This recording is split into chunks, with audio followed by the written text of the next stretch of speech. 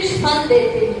परोपकार करने के लिए नदियां निरंतर बहती चली जा रही है। परोपकार करने के लिए गायें दुग्ध देती है। तो परोपकार करने के लिए इदम शरीरम, ये जो शरीर आपको प्रभु ने दिया है, ये भी परोपकार करने के लिए, दूसरों की सहायता के लिए। इससे आपकी आत्मा में जो चमक और बल बढ़ेगा, इसका कोई तोड़ नहीं है। ये आपके कार्य की क्षमता बढ़ा देता है। आप पर कितना भी मुसीबत आए, आपके अंदर जो बल होगा, उससे आप उसे शेयर करके आगे बढ़ते चले जाएंगे। और तीसरी बात बताई गई है आत्मा बल बढ़ाने के लिए, आत्म साधना करने के लिए पुरुषार्थ, मेहनत। जो व्यक्ति मेहनती होते हैं, वो कठिनाइयों से कभी नहीं डरते हैं। कितनी भी कठिनाइयां आ जाए, उसमें वो आत्महत्या का विचार नहीं लाते हैं। देख कर बाधा विविध बहुविघ्न घबराते नहीं, रह भरोसे भाग्य के भोग पछताते नहीं।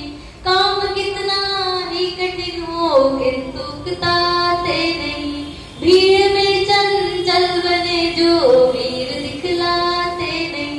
जो वीर होते हैं, साहसी होते हैं, वो कितनी भी बाधाएं देंगे, उससे वो घबराते नहीं, वो भीड़ में मिलते नहीं, वो अपनी अलग पहचान बनाकर सदा चमकते रहते हैं। भर्तृहरि जी लिखते हैं कि जो व्यक्ति आत्म साधना करते हैं, उन्हें किस समय पर साधना कर लेनी चाहिए, संपूर्ण कर लेनी चाहिए, ये वो बताते हैं एक श्लोक के माध्यम से। यावत् स्वस्थमिदं शरीरमरुजम्, यावत् जरा दूरतो, यावत् क्षीन्द्रिय सत्रिय प्रतिहता, यावत् क्षयो नायुषः, आत्मा श्रेयसी तावदेव विदुषः, कार्यप्रयत्नो महान्, सन्दिग्धे भवने तु कूपखननम्, प्रत्युद्यमा कीदृशः, सन्दिग्धे भवने तु कूपखननम्, प्रत्युद्यमा कीदृशः। राजा भर्तृहरि जी कहते हैं कि जो व्यक्ति आत्मकल्याण करते हैं या आत्मकल्याण करना चाहते हैं, यावत स्वस्थ, यावत का अर्थ होता है जब तक, स्वस्थ इदम, स्वस्थ है इदम शरीरम, तभी तक, जरा जब तक हमारा दूर है, जरा अर्थात बुढ़ापा, वो बहुत दूर है। जब तक हमारे शरीर में कार्य करने की शक्ति है, जब तक हम अच्छे से श्वास ले सकते हैं, घ्राण हमारे सही है, कानों से सुन सकते हैं, तभी तक हमें आत्म कल्याण के लिए, आत्म साधना के लिए किसी महान कार्य को कर लेना चाहिए। अन्यथा जब हमारे हाथ पैर में कार्य करने की शक्ति नहीं रहेगी, जब हम सुन नहीं पाएंगे, देख नहीं पाएंगे, बोल नहीं पाएंगे, तब किसी कार्य को करने के बारे में सोचना उसी प्रकार से व्यर्थ होता है जिस प्रकार से घर में आग लग जाने के बाद कुआं खोदने जाना। आप सोचेंगे कि घर में आग लग गया है, चलो अब मैं कुआं खोदता हूँ और जल निकाल कर बुझा दूंगा, तो क्या वो घर बचेगा? वो तो जलकर राख हो जाएगा। तो यहाँ पे राजा भर्तृहरि जी कहते हैं कि जो व्यक्ति आत्म साधना करना चाहते हैं, जो वास्तव में आत्म कल्याण चाहते हैं, वो समय रहते आत्म साधना के लिए प्रयास करें। एक सेठ जी थे, बहुत धनवान, उन्होंने एक बहुत बड़ा बंगला बनाया, घर बनाया। अब वो चाहते थे कि हमारे घर में गृह प्रवेश हो रहा है, तो एक बड़े महंत संत जो होते हैं वो हमारे घर में प्रवेश करें और उनकी दिव्य तेज हमारे घर में फैल जाए, उसके बाद हम लोग यहाँ पर रहें। तो वो एक बहुत बड़े महात्मा जो साधु थे, तपस्वी थे, उनके पास जाते हैं और विनती करते हैं कि आप कुछ दिन हमारे घर में विश्राम कीजिए, रहिए, बड़ी कृपा होगी, आपके दिव्य तेज से, आपके अंदर जो ऑरा है उससे हमारा घर पवित्र होता है। और ये वास्तविकता है कि आपके घर में यदि कोई महान संत प्रवेश करते हैं तो उनके दिव्य तेज जो होते हैं, उनके आसपास जो ऑरा होता है, वो दिव्य तेज, वो दैव्यता आपके घर में प्रवेश कर जाते हैं, उनके चरण रखते हैं। तो उन्होंने सोचा कि उस महान संत को हम अपने घर बुलाएं। तो संत जी जो थे उन्होंने कहा कि देखो हम तो फकीर हैं, आज यहाँ कल वहाँ, हम ऐसे किसी के घर में रुकते नहीं। तो उन्होंने कहा कि महाराज मैं बहुत, मेरी इच्छा है कि आप मेरे घर के, आप यदि रुकेंगे तो मैं तृप्त हो जाऊंगा, मेरी मनोकामना पूर्ण हो जाएगी, आप जो कहेंगे मैं करूंगा। तो इतनी विनती के बाद साधु ने कहा कि ठीक, मैं आपके घर पे 3 दिन रुकूंगा, मैं 3 दिन से अधिक किसी के भी घर में नहीं रुकता, 3 दिन मैं आपके घर रुक जाऊंगा, उसके बाद मैं एक क्षण के लिए भी वहां विश्राम नहीं करूंगा, मैं चला जाऊंगा वहां से। सेठ जी कहते हैं कि बड़ी कृपा होगी आपकी, आइए हमारे घर में, अपने चरण रखिए। अब सेठ जी इतने खुश हुए कि फूले नहीं समाये, अपने घर को सजा रहे हैं, फूलों से लगा दिया, चारों तरफ पुष्प बिछा रहे हैं, पूरा घर में पुजारा करवा दिया, सफाई करवा रहे कि जहां जहां वो अपने चरण रखेंगे उनके चरण पुष्प पे पड़ने चाहिए।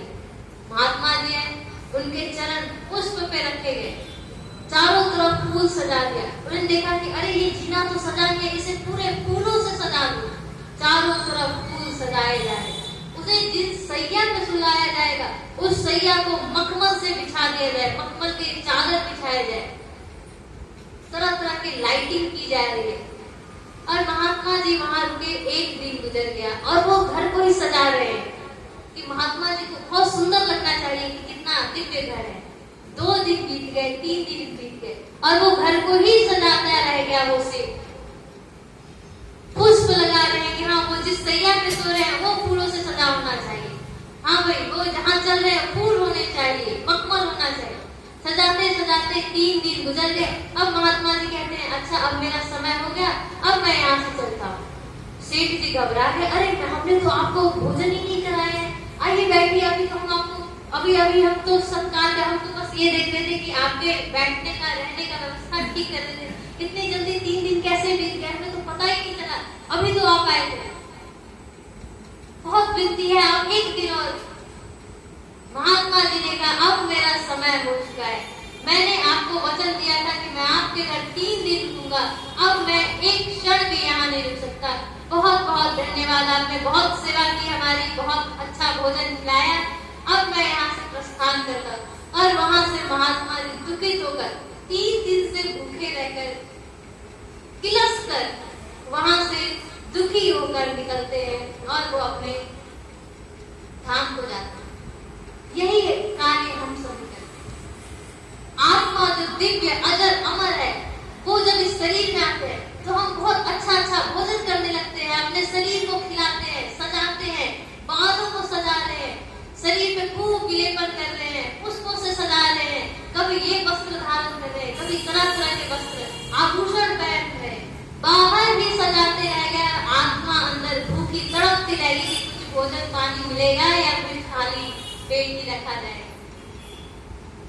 तो आत्मा का भोजन क्या है, आत्मा को कैसे भोजन कराए? तो हमारे ऋषियों ने बताया है, पंचभोज, पंच सोम बताया है। आत्मा का 5 भोजन है होता है जिसे सोम कहा गया है। कौन कौन से हैं आइए संक्षिप्त में जाने। ब्रह्म सोम, जब आप सुबह शाम ईश्वर की स्तुति करते हैं, भजन करते हैं, ईश्वर का नाम लेते हैं, साधना करते हैं, ध्यान करने बैठ जाते, तब आपकी आत्मा प्रसन्न हो जाती है, प्रसन्न चित्त होकर खुश हो जाते हैं। ये आत्मा को आप भोजन कराते हैं। दूसरी है स्वाध्याय, जब आप अच्छी पुस्तकों को पढ़ते हैं, वेद का स्वाध्याय करते हैं, ग्रंथों को पढ़ते हैं जो आपके जीवन को बदलता है, ऐसी चीजों का जब आप स्वाध्याय करते हैं तब आपकी आत्मा प्रसन्न होने लगती है, आपके अंदर तेज आने लगता है, आपको दिव्यता की अनुभूति होने लगती है। वो दिव्यता अनुभूति इसलिए होती है क्योंकि आत्मा आपके प्रसन्न होने लगती है। उसे भोजन मिल रहा है, तो स्वाध्याय। तीसरा भोजन क्या है? यज्ञ। जो हम देव यज्ञ करते हैं, आहुति डालते हैं, गर्मी में बैठे हैं, तप कर रहे हैं, किंतु वातावरण की शुद्धि हो, आसपास हमारे कुलसित विचार ना हो, लोगों का भला हो, दान करें, इस तरह के कार्य जब हम यज्ञ में करते हैं, तब हमारी सोई आत्मा जागृत हो जाती है। हमारी आत्मा के ऊपर जो मन का गाढ़ा परत होता है वो हटने लगता है और हम अपने अंदर आत्मा की बातों को सुनने लगते हैं, अच्छे विचार उत्पन्न होने लगते हैं। चौथा है सत्संग, जो अभी हम सभी कर रहे हैं। संतों की संगति, अच्छे लोगों के पास बैठने से, संतों की वाणी सुनने से आपकी आत्मा उभरने लगती है, आत्मा में चमक बढ़ने लगती है, आत्मबल बढ़ने लगता है। तो सत्संग करने से हमारी आत्मा तृप्त होती है, आत्मा में अच्छे विचार, आत्मा प्रसन्न होना ये प्रारंभ होता है। और पांचवा है सेवा, परोपकार, अच्छे कार्य को करना। मैंने अभी आपको बताया था कि जब हम किसी की सहायता करते हैं तो हमारी आत्मा तृप्त हो जाती है। आप अपने जीवन में आपने कभी भी किसी की सहायता की होगी, तो आप जीवन के किसी भी क्षण में आप बैठकर यदि उसे सोचते हैं तो आप उतनी ही संतुष्टि को अनुभूति करते हैं जितना कि जब आप सहायता कर रहे थे उस समय। तो ये संतुष्टि क्यों है? क्योंकि वो आत्मा की संतुष्टि है और आत्मा को जो अनुभूति होती है वो कभी नष्ट नहीं होता है। अगर आत्मा आपकी तृप्त हुई तो वह जीवन भर वो सुख आपके साथ रहेगा। तो पंच सोम है, एक बार मैं आपको दोहरा के बताती हूँ। ब्रह्म सोम, स्वाध्याय, यज्ञ, सत्संग, सेवा, ये 5 जो आत्मा के भोजन है, उसे भोजन कराइए, उसे भूखा मत रखिए। उस सेठ की भांति जिसने अपने घर को तो खूब सजाया, जो महंत जो दिव्य आत्मा उनके घर आई थी उन्हें भूखा ही रखा, ऐसा मत करिए। और अपने आत्मा की साधना के लिए प्रयास कीजिए, निरंतर ईश्वर का जप कीजिए।